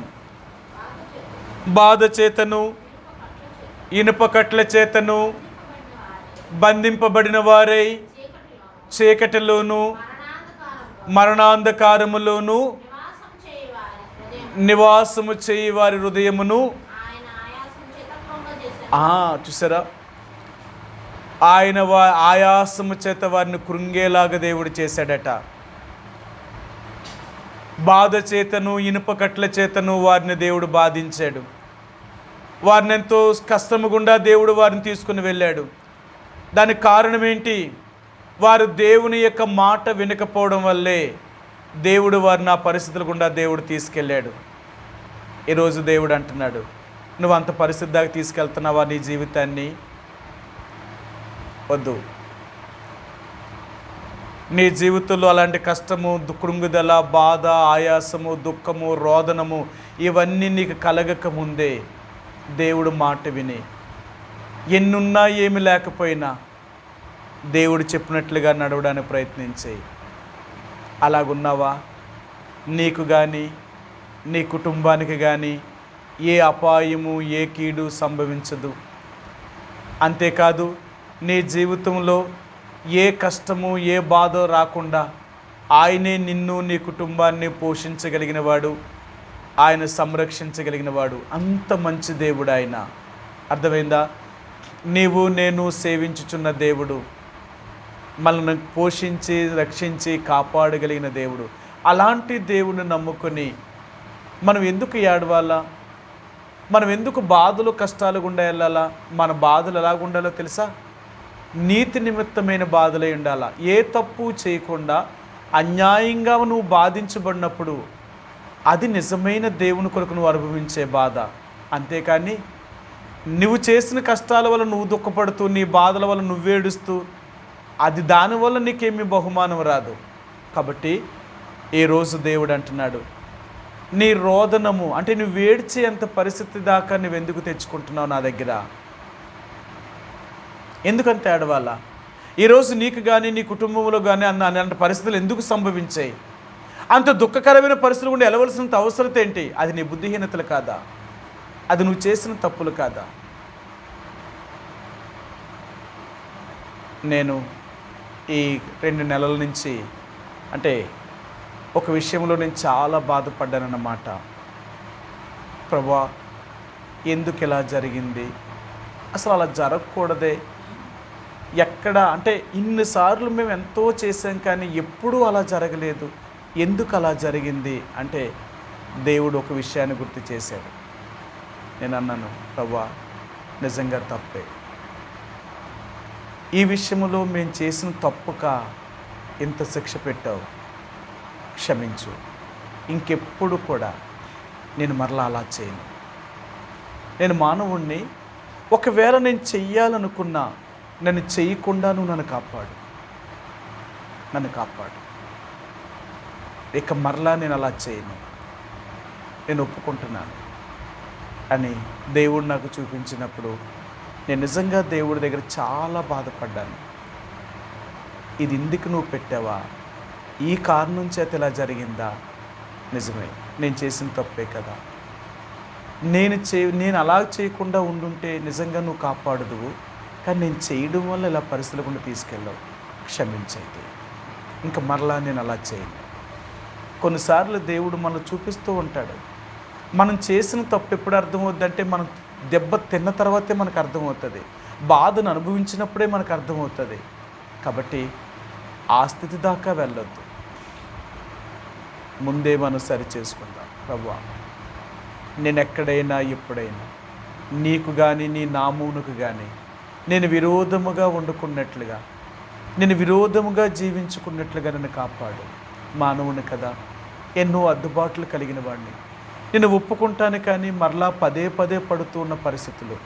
అయితే నన్ను నువ్వే సహాయం చేసి నేను ఏదైతే ఒప్పుకుంటున్నానో మరలా దాన్ని చేయకున్నట్లుగా, మరలా అలాంటి పాపములో పడుకున్నట్లుగా నన్ను నువ్వు కాపాడు అని నిజంగా మనం దేవుడి దగ్గర మనం అడగవలసిన వారు.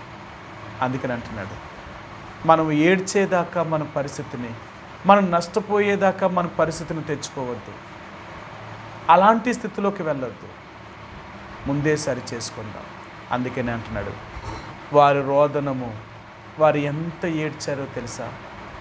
చాలామంది దేవుని ప్రజలు దేవుడి దగ్గరికి వెళ్ళి ఏడుస్తూ ఉంటారు. ఎందుకు ఏడుస్తారు? అసలు అంత ఏడవలసిన పరిస్థితి ఎందుకు తెచ్చుకుంటున్నారు? ఏడవలసిన పరిస్థితి ఎందుకు తెచ్చుకోవాలా? మళ్ళీ ఎందుకు ఏడవాలా? ఏడిస్తే దేవుడిని ఎత్తడట ప్రార్థన, అందుకని ఏడ్చేస్తారట. దేవుడు అంటాడు, నువ్వు చేసిన తప్పుకి శిక్ష అనుభవించి నువ్వు ఏడిస్తే మాత్రం నేను ఎక్కడ వింటాను? ముందు దాన్ని ఒప్పుకొని దాని జీవితంలో సరి చేసుకో. నీ పాపమును ఒప్పుకొని నువ్వు ఎప్పుడైతే అలా ఏడ్చి విడిచిపెడతావో, ఎప్పుడైతే నువ్వు తీర్మానం చేసుకుంటావో, అప్పుడే నిన్ను ఆ పరిస్థితి నుంచి విడిపిస్తాను, లేకపోతే నేను విడిపించను. కాబట్టి ఈ రాత్రి దేవుడు నీకు నాకు జ్ఞాపకం చేయాలనుకునేది ఏంటంటే, ఆయన వారి రోదనము వినగా. ఇశ్రాయేలీలు ఏడ్చే అంత పరిస్థితికి ఎందుకు వచ్చారు అంటే, వారు ఎన్ని తప్పులు చేశారో ఈ 106వ కీర్తనలో మోషే రాశాడు, ఎన్ని విషయాలు రాశాడో, వాళ్ళు ఎంత మూర్ఖంగా ప్రవర్తించారో, ఎంత కడుపును పుట్టిన కుమారులను కుమార్తెలను అన్యదేవతలు బలిగా అర్పించి నిరపరాధుల యొక్క రక్తాన్ని, ఏ పాపము ఎరగిన వారి యొక్క బిడ్డల యొక్క రక్తాన్ని చిందించారు. వారు అన్యదేవతలకు పూజలు చేశారు, వారు అన్యులతో సహవాసము చేశారు, వారు దేవుడికి వ్యతిరేకించి దేవుణ్ణే శోధించారు, దేవుని మాట వినకుండా వారు ఎన్ని తప్పులు చేశారు. వారు మరి ఇన్ని చేసినప్పుడు ఏడవరా? ఎందుకు ఏడవరు? ఖచ్చితంగా ఏడుస్తారు, ఖచ్చితంగా. ఆయన అంటాడు, ఏదో నువ్వు చచ్చిపోయిన తర్వాతే నరకాన్ని అనుభవిస్తాను అనుకుంటున్నావా? లేదు, భూమి మీద ఉండగా కూడా కొన్ని చూపిస్తాను నేను నీకు అర్థం అవ్వాలి కదా. ఈ భూమి మీదే దీన్ని అనుభవిస్తేనే ఇంత నరకం అనుకుంటే, దీనికంటే 100 రెట్లు ఎక్కువ ఉండే నరకం యొక్క శిక్ష ఏంటో నీకు తెలియాలి కదా. ఒక్కసారి నువ్వు రుచించాలి కదా ఆ బాధ అంటే ఏంటో. అందుకనే కొన్నిసార్లు ఆ బాధను పెట్టి చూపిస్తాడట. చూసావా, నరకం అంటే దీనికంటే భయంకరంగా ఉంటుంది. ఇప్పటికైనా బుద్ధి తెచ్చుకో. నేను చెప్పినట్లుగా నా మాట విని నువ్వు జీవించగలిగితే అపాయం అనేది నీకు రాకుండా, ఏ కీడు నీకు తగులకుండా, నీకు కానీ నీ కుటుంబానికి కానీ ఏ అపాయము రాకుండా నేను కాపాడుతాను. అది అందుకని అంటాడు. ఆయన చెప్పారు, ఆ లాస్ ఏంజల్లో ఆ ఒక్క ఇల్లు ఎన్ని కాలిపోయినా ఎందుకు కాలలేదు అంటే ఆయన అన్నాడు, నేను నమ్మిన దేవుడు నా ఇంటి చుట్టూ తన దూతల కావలు ఉంచి అపాయం ఏమీ రాకుండా కాపాడాడు. అది దేవుని బిడ్డ అంటే. దేవుడు తన బిడ్డలను ఎంత కాపాడుతాడు అంటే, అతను చుట్టూ ఒక్కటి కూడా ఇల్లు మిగలలేదు. మళ్ళీ కొన్ని వేల వందల ఇల్లు కాలిపోయి ఒక్కటి కూడా లేదు, అన్నీ కాలిపోయి బూడిదైపోయాయి. కానీ ఆ ఒక్క ఇల్లు మాత్రమే నిలిచి ఉంది.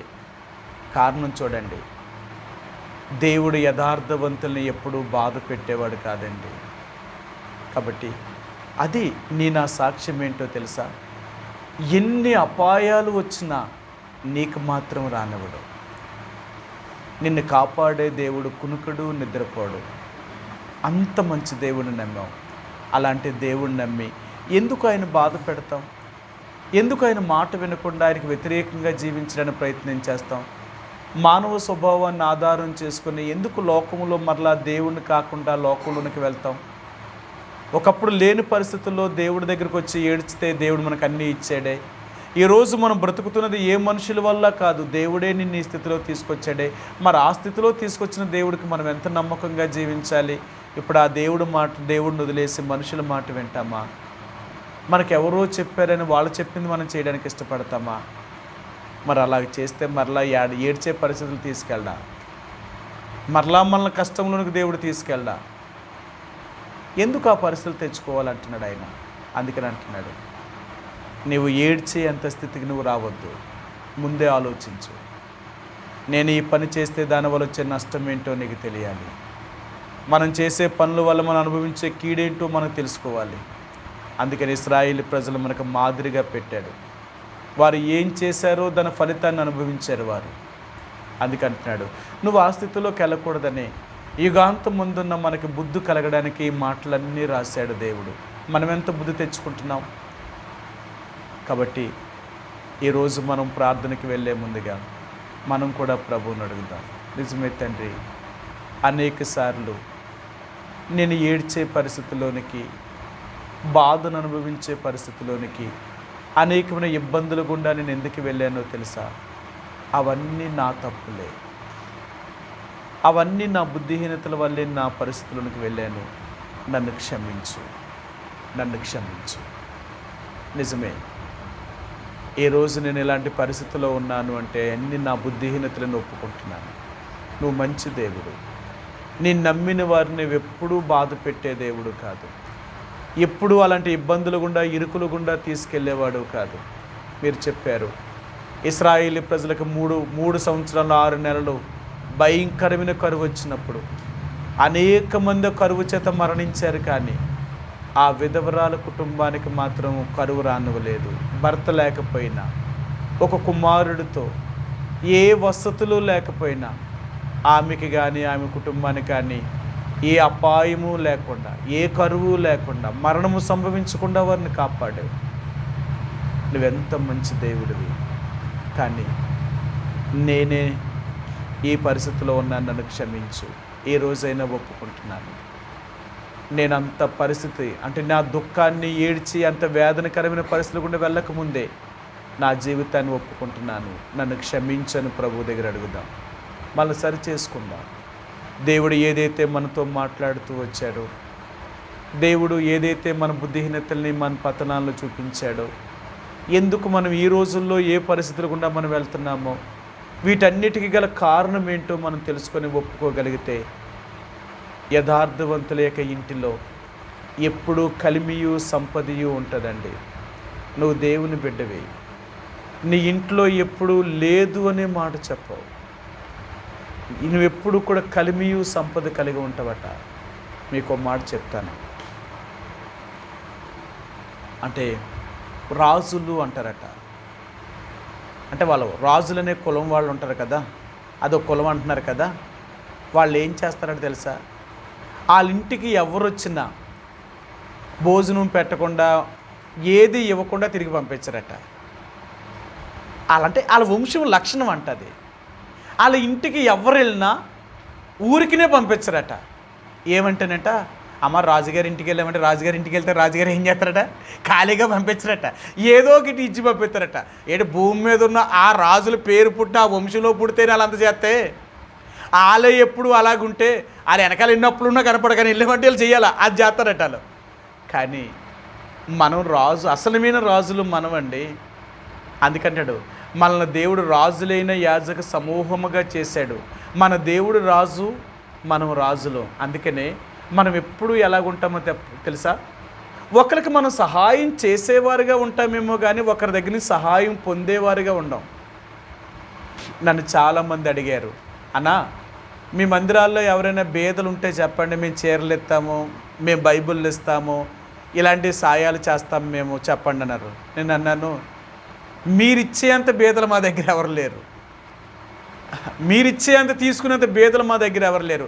మమ్మల్ని బేదోలుగా చేయకండి. ఇక మీరు ఇవ్వడం మొదలు పెడితే మేము దేవుడి మీద ఆధారపడడం మానేపోతే వాళ్ళెత్తారు ఏలెత్తారు వాళ్ళెత్తారని మా దృష్టి అంతా ఉంటుంది. ఏంటి మేము బైబిల్ కొనుక్కోలేనంత బేదోలమా, మేము బట్టలు కొనుక్కోలేనంత బేదోలమా? మా దేవుడు అంత బేదోలు చేశాడు మమ్మల్ని. మీరు చేస్తున్నారు మమ్మల్ని బేదోల్ని. అర్థమైందా? ఈ రోజు మనల్ని ఎవరు బేదోలుగా చేస్తున్నారంటే దేవుని ప్రజల్ని. వాళ్ళే బేదోలు, వాళ్ళు గొప్పోలట, మనం బేదలమంట. అందుకని వాళ్ళు మనకు సాయం చేస్తారట. మనకు సహాయం చేసేది దేవుడు, మనుషులు కాదు. అన్నాను, మా మందిరాల్లో అలాంటి వారు ఉండరండి.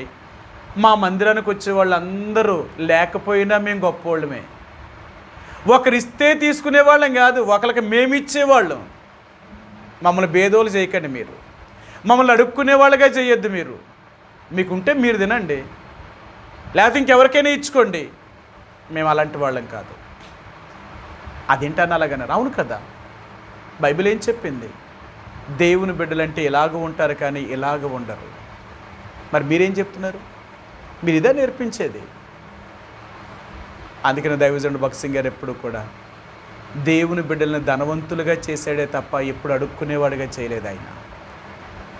దేవుని బిడ్డలంటే ఎంత నిరుపేదలైనా ఒకరికి ఇచ్చారట. అవునా? మీకు బైబిల్ గ్రంథంలో కొరింథీయులకు రాసిన 2వ పత్రికలు అంటాడు, వారి నిరుపేదలైనను వారి దాతృత్వం బహుగా విస్తరించిందంట. వారు లోకం దృష్టిలో నిరుపేదలే, కానీ ఇచ్చే విషయంలో ధనవంతుల కంటే గొప్పలేళ్ళు. నేను ఎప్పుడదే అంటాను, నాకు ఎవరిస్తారో తెలుసా? డబ్బున్న వాళ్ళు ఎవరో నాకు ఇవ్వరండి. డబ్బున్న వాళ్ళు నాకు ఎవరో సాయం చేయరు. ఒకవేళ 500 ఇచ్చారంటే వాళ్ళకి ఎంత గొప్ప. డబ్బున్న వాళ్ళు 500 ఇచ్చారంటే అది ఎంతో ఎక్కువలా చూస్తారనమాట. ఆ సేవకుడికి 500 ఇచ్చామండి మేము అంటారు. నిజంగా బేదలైన వాళ్ళు ఎంత సాయం చేస్తారో తెలుసా? కొన్ని వేలు ఇస్తారు మళ్ళీ నాకు. నేను అంటాను, అది కదన్నా, లేకపోతే అది కదక్క, మీరేంటి ఈ కష్టాల్లో మరి నాకెంత ఇవ్వడం ఏంటి, వద్దు అంటాను. నేను అంటాను, వాళ్ళు మీరు చెప్తే నమ్మరు. నేను నర్సీపట్నంలో మందిరం స్థలం కోసం అని ప్రార్థన చేస్తూ మందిరానికి స్థలం కొనాలనుకుంటున్నాం. ఎలాగా అనుకున్నప్పుడు మొట్టమొదట మన మందిరానికి వచ్చి ఒక విశ్వాసి ఒక 20,000 రూపాయలు తీసుకొచ్చి ఇచ్చింది. నేను వాళ్ళిద్దరినీ కూర్చోబెట్టి మాట్లాడాను, అక్క మీరే ఎన్నో కష్టాల్లో ఉన్నారు, మీరు వద్దు ఇంత ఇవ్వద్దు, పోను పని చేయండి, అందులో ఒక సగం తీసుకుంటాను, మీరు ఇన్ని కష్టాల్లో ఉన్నారు, దేవుడు ఏ దిక్కు నుంచైనా సాయం చేస్తాడు, మీరు ఇంత బాధలో ఇంత కష్టాల్లో మీరు ఈ పరిస్థితుల్లో ఉండి తీసుకోవడం అనేది అది నాకు మంచిది కాదు, వద్దక్క దయచేసి నా మాటనండి అంటే ఆమె ఏం చెప్పిందో తెలుసా? అన్నా మేము దేవుడికి ఇస్తున్నాం, దేవుడు మందిరం కొరకు ఇస్తున్నాం, మీరు ఆ మాట అనకండి, మాకు లేకపోయినా దేవుడు మాకు ఇస్తాడు, మీరు ఆ మాట మమ్మల్ని బాధ పెట్టకండి, ఇది దేవుడిది, దేవుడు మందిరానికి తీసుకోండి. నేను ఎప్పుడూ ఎవరికి చెప్పలేదు. ఎందుకు చెప్తున్నాను తెలుసా? వాళ్ళు ఎంత కష్టంలో ఉన్నారంటే అది నాకు తెలుసు, వాళ్ళు ఎంత సమస్యలో ఉన్నారో నాకు తెలుసు. నేనే కానీ ఇచ్చిన వాళ్ళ దగ్గర అలా తీసుకోగలిగితే నేను ఎంత సంపాదించేదినో తెలుసా? ఇచ్చిన వాళ్ళ దగ్గరల్లా నేను తీసుకుంటే ఎంత సంపాదించేద్దునో, ఇచ్చినా సరే నేను తీసుకోను. ఎంతమంది నాకు బంగారం తీసుకొచ్చి ఇచ్చారో తెలుసా?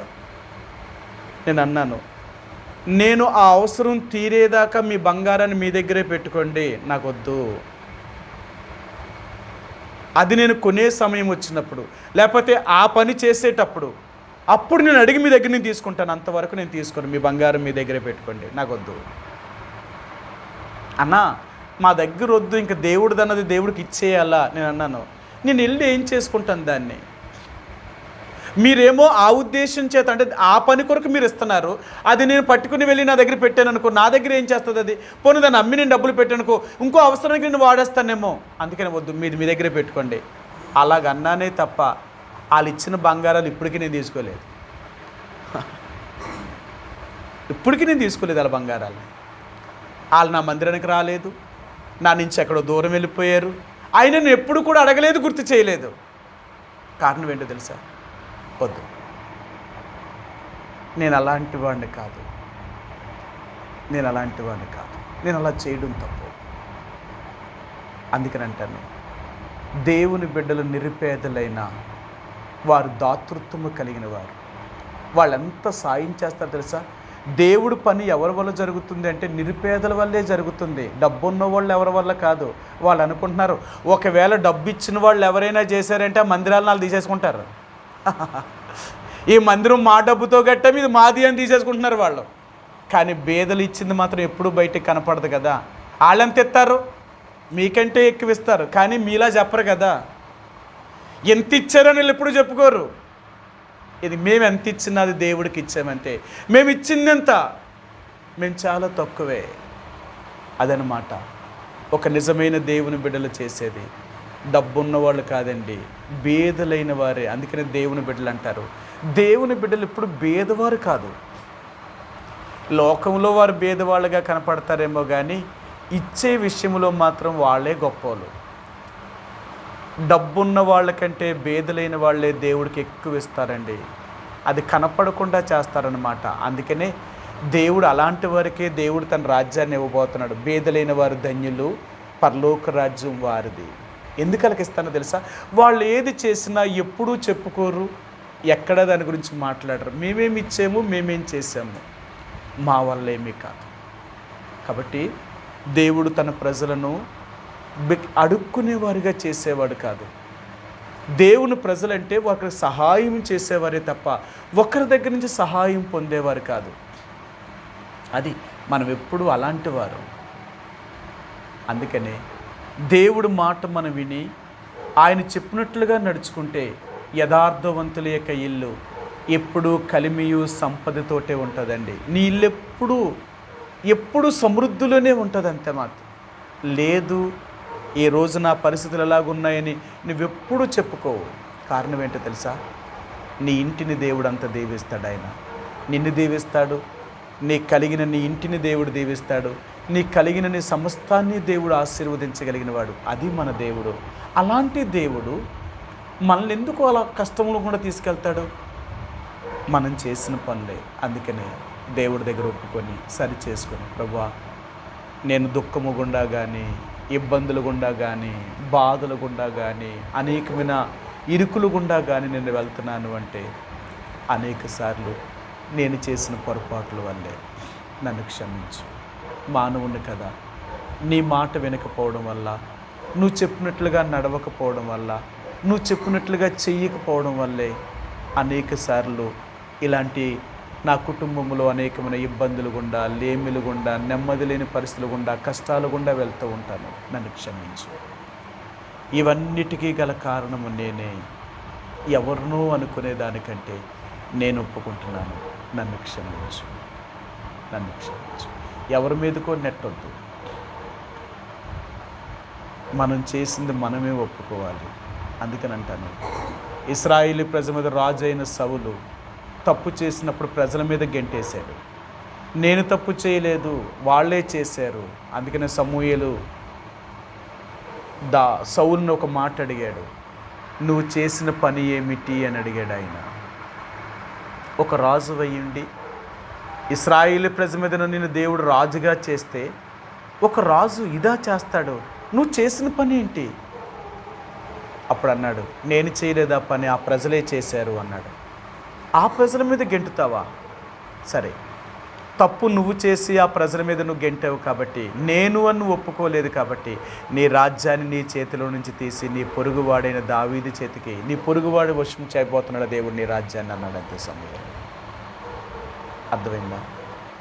ఎప్పుడు కూడా తప్పు నొప్పుకునేటప్పుడు వాళ్ళ మీద వీళ్ళ మీద అలాగా ఎలాగని కాదు, నేను చేశాను అంతే. చాలాసార్లు మనం ఎంత తెలియని తెలుసా? వాళ్ళు అలాగ అన్నారు కాబట్టి అన్నా నేను ఇలాగ అనవలసి వచ్చిందన్నా, లేకపోతే అలాగ అనవలసిన పరిస్థితి నేను అలాగ అన్నన్నా, లేకపోతే అలా చేయనన్నా, లేకపోతే అలా ఉండకపోదునన్నా. అంతేకాని నువ్వు చేయలేదు. చూడండి ఎలా మాట్లాడతారు. అలాగ అన్నారు కాబట్టి నేను ఇలాగ అనవలసి వచ్చింది, వాళ్ళు అలా చేశారు కాబట్టి నేను ఇలా చేయవలసి వచ్చింది, వాళ్ళు అలా నన్ను కోపాన్ని రేపారు కాబట్టి నేను అలా చేయవలసి వచ్చింది. అంతేగా నువ్వు చేయవా? అది నువ్వు చేసింది కాదా? ఆదాము అవ్వలు అలాగే అన్నారు. దేవుడు ఆదాముని అన్నాడు, ఆదామా ఎందుకు తినొద్దన్న పండు తిన్నావు అంటే ఆదాము ఏం చెప్పాడు? నేను తిన్నానా? నువ్వు చేసిన ఆ స్త్రీ వల్లే నేను తిన్నాను తప్ప నేను మాత్రం తప్పు ఎవరిది? ఆమెను నువ్వు ఇచ్చావు చూసావా, ఆమె వల్ల నేను తప్పు చేశాను కానీ నేను తప్పు చేయలేదని. ఇప్పుడు దేవుడు అడిగాడు, అమ్మ నువ్వెందుకు తప్పు చేసావంటే నేను ఎక్కడ తప్పు చేశాను, పాము వచ్చి నన్ను ఒప్పుకోవట్లేదు. ఇలా నువ్వు అక్కడికి ఎందుకు వెళ్ళావు? సర్పం నిన్ను మోసపుచ్చిందని సర్పం దగ్గరికి నువ్వెందుకు వెళ్ళావు? ఎన్ని పరిస్థితులు తీసుకొచ్చినా నువ్వు చేయకూడదు కదా, మరి నువ్వు దాని మాట వినకూడదు కదా, నువ్వెందుకు విన్నావు అంటే నీకు ఇష్టమే కదా నువ్వు విన్నావు. దేవుడు తెలీదా? మనం ఎప్పుడూ కూడా సమర్థించుకునేవారు, లేదండి నేను అలా చేయలేదు, వాళ్ళు అలాగంటే నేను ఇలాగన్నాను, లేకపోతే ఇలాగంటే అలాగన్నాను, కానీ నీ మనసులో ఉన్నదేంటో చెప్పవు కదా. ఒప్పుకోకపోతే ఎవరికి నష్టం? నష్టపోయేది మనమే. అందుకనే తప్పు చేసినప్పుడు వాళ్ళ వల్ల వీళ్ళ వల్ల నేను ఇలా చేశానండి అని మనం చెప్పడం కాదు, డైరెక్ట్గా దేవుడి దగ్గరికి నేను తప్పు చేశాను, నిజమే నన్ను శిక్షించు. దావీదు అలా ఒప్పుకున్నాడు, పాపము చేసింది నేను, తప్పు చేసిన వాడిని నేను, కాబట్టి నన్ను నువ్వు శిక్షించు, అమాయకులైన ప్రజలను కాదు నన్ను చంపే ముందు అన్నాడు ఆయన. మనం ఎలా ఒప్పుకుంటాం తెలుసా? నేను చేశానని ఒప్పుకుంటాం, ఎవరో చేశారని కాదు. వాళ్ళ వల్ల ఇలా జరిగింది, వీళ్ళ వల్ల ఇలా జరిగింది, వాళ్ళ వల్ల అలాగ అయ్యింది, లేదు ప్రభువా వీటన్నిటికీ గల కారణము నేనే, నన్ను క్షమించు, నన్ను క్షమించాలి. మనం ఒప్పుకునేటప్పుడు యథార్థంగా దేవుడి దగ్గర ఒప్పుకోవాలి. అలా ఒప్పుకున్నామా దేవుడు మనల్ని క్షమించి మన కష్టాల నుండి, మన రోదనము నుండి, మన ఇబ్బందుల నుండి, మన ఇరుకుల నుండి, మన బాధల నుండి దేవుడు మనల్ని విడిపించి నిన్నెప్పుడూ గొప్పవాడిగానే ఉంచుతాడు. ఎందుకో తెలుసా? ఎప్పుడూ ఒకరికి పెట్టేవారుగా ఉంచుతాడు దేవుడు, ఒకరికి సహాయం చేసే వ్యక్తిగా ఉంచుతాడు దేవుడు, ఒకరి దగ్గర నుంచి తీసుకునే వ్యక్తిగా నేను చేయడు. మనం భిక్షగాళ్ళం కాదు. అందుకని అంటాడు, నీతిమంతుల సంతానము భిక్షమిత్తుడు కానీ వారు అడుగుకొనుట కానీ నేను ఎప్పుడూ చూచి ఉండలేదు. ఒకప్పుడు చిన్నవాడినై ఉన్నాను, ఇప్పుడు ముసలివాడినయ్యాను, అప్పటి నుంచి ఇప్పుడు దాకా దేవుని బిడ్డలనే వారిని ఎప్పుడూ కూడా నేను ఒకరిని అడుక్కునేవారిగా నేను చూడలేదు. మనం అడుక్కునేవారం కాదు, మనం దేవుని బిడ్డలం. ఒకరికి మనం సహాయం చేసేవారిమే తప్ప ఒకరి దగ్గర నుంచి ఎప్పుడూ మన సహాయాన్ని పొందేవారిగా ఉండం మనం. కాబట్టి ఆ రీతిగా దేవుడు మనల్ని ఉంచాలి అంటే యథార్థంగా దేవుడి కొరకు జీవిస్తాం, ప్రభు దగ్గర ఒప్పుకుందాం, సరి చేసుకుందాం. ఆ రీతిగా కొద్ది సమయం ప్రభు యొక్క సన్నిధిలో ప్రార్థనలో గడుపుదామండి. ఈ రాత్రికాల సమయంలో చెదిరి ఉన్న సార్వత్రిక సంఘము కొరకు, దేవుని బిడ్డల యొక్క అవస్థల కొరకు, వారి కుటుంబంలో ఉన్న ఆర్థికమైన సమస్యల కొరకు ప్రార్థన చేయండి. అలాగే ఎన్నో కోట్ల మంది రక్షణ లేని వారు ఉంటున్నారు, వారి రక్షణ కొరకు ప్రార్థన చేయండి. ఎంతోమంది నమ్మకంగా దేవుని సేవను చేస్తున్న దైవ సేవకుల కొరకు ప్రార్థన చేయండి. అలాగే రక్షించబడ్డామని చెప్పుకుంటూ అనేక కోట్ల మంది క్రైస్తవులుగా పిలువబడుతున్నవారు సాతానుడి చేత మోసగించబడి తప్పుడు బోధల్లోనూ తప్పుడు బోధకుల చేతిలో బంధించబడి వారు వాక్యానికి విరోధమైన జీవితాన్ని జీవిస్తున్నారు. అలాంటి వారిని కూడా దేవుడు కనికరించి సాతాను యొక్క మోసకరమైన పరిస్థితి నుంచి దేవుడు వారు విడిపించి మరి తప్పుడు బోధల నుండి, తప్పుడు బోధకుల చేతిలో నుండి, సాతాను యొక్క మోసకరమైన పరిస్థితిని దేవుడు వారిని విడిపించేలాగా ప్రార్థన చేయండి. అలాగే మరి హైదరాబాద్లో నెబ్రోను కొరకు ప్రార్థన చేయండి. అక్కడున్న కలవరమైన పరిస్థితులు దేవుడు తీసివేసేలాగా, నమ్మకమైన మనుషులకు దేవుడు ఆ బాధ్యతను అప్పగించేలాగా ప్రార్థన చేయండి. అలాగే మన దేశంలో, ప్రపంచ దేశాల్లో దేవుని నమ్ముకున్న దేవుని ప్రజలను, దేవుని ఎరిగిన వారు, అన్యజనులైన వారు దేవుని బాధిస్తూ దేవుని ప్రజలను బాధపడుతున్న వారిని, వారి రక్షణ కొరకు, వారి కొరకు ప్రార్థన చేద్దాం. అలాగే మరి